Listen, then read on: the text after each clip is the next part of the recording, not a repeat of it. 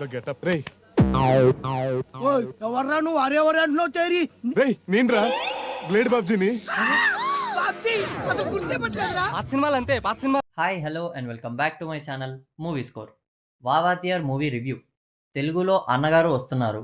Movie John 14కే తమిళ్లో థియేటర్కల్గా release అయింది. అయిన 2 వీక్స్లోనే అమెజాన్ ప్రైమ్లో తెలుగు ఆడియోలో స్ట్రీమ్ అవుతుంది. మూవీ గురించి సింపుల్గా 3 ముక్కల్లో చెప్తా. అపరిచితుడు, సూపర్ మ్యాన్, శ్యామ్ సింగరాయ్.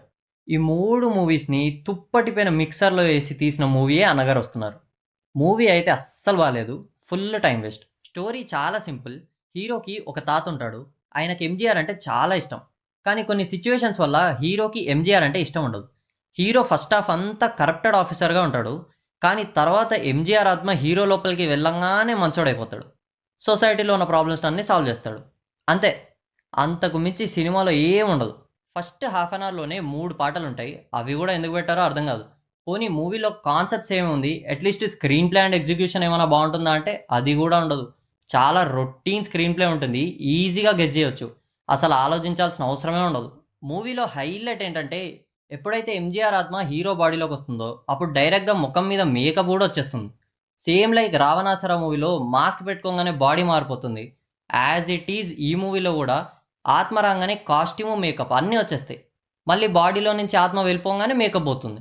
అసలు ఎందుకు తీస్తారో తెలియదు. మూవీలో ఒక డెత్ సీన్ ఉంటుంది. ఫస్ట్ టైం ఒక డెత్ సీన్ చూసి నవ్వుకున్నా. అసలు ఆ సిచ్యువేషన్లో వచ్చే సాంగ్, ఒక క్యారెక్టర్ చేసే డ్యాన్స్ చూసి ఫుల్ నవ్వుకున్నా. అసలు ఈ మూవీలో అసలు కృతి శెట్టి ఎందుకు ఉంటుందో అర్థం కాదు. ఫస్ట్ హాఫ్లో 5 to 6 minutes ఉంటుంది అండ్ సెకండ్ హాఫ్లో 10 to 15 minutes. అంతే, ఇంతకు మించి అసలు కనిపించదు. పోనీ ఉన్న సీన్స్ ఏమైనా ఇంపార్టెంటా అంటే అది కూడా కాదు, జస్ట్ ఫర్ ఫన్ వస్తుంది అంతే. ఫస్ట్ హాఫ్లో ఒక సాంగ్, సెకండ్ హాఫ్లో ఒక సాంగ్. ఏదో హీరోయిన్ ఉండాలి ఫార్మాలిటీ కాబట్టి ఉందంతే. ఒకవేళ మీరు ఫుల్ ఫ్రీగా ఉండి ఏం పని లేదనుకుంటే కూడా చూడకండి. దానికంటే నా ఛానల్లో మూవీ సజెషన్స్ ఉన్నాయి. దాంట్లో నుండి ఒక సినిమానో సిరీసో చూడండి, బెటర్. ఒకవేళ రివ్యూ నచ్చితే లైక్, షేర్ అండ్ సబ్స్క్రైబ్ చేయండి.